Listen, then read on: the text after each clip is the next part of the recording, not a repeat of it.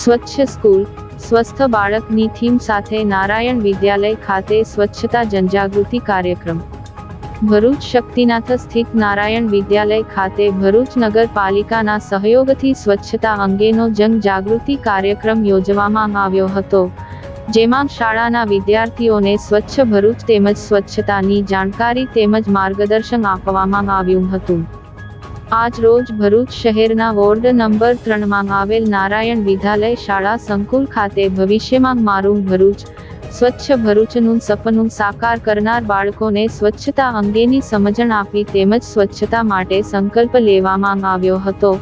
નારાયણ વિદ્યાલય ખાતે યોજાયેલ જનજાગૃતિ કાર્યક્રમમાં પાલિકા સેનેટરી વિભાગના ચેરમેન હિમાનીબેન રાણા, વોર્ડના sanitary inspector Chetanbhai Modi, IEC expert Nikunjbhai અને દર્શનભાઈ તેમજ સ્કૂલનો સ્ટાફ સાથે બાળકો હાજર રહ્યા હતા।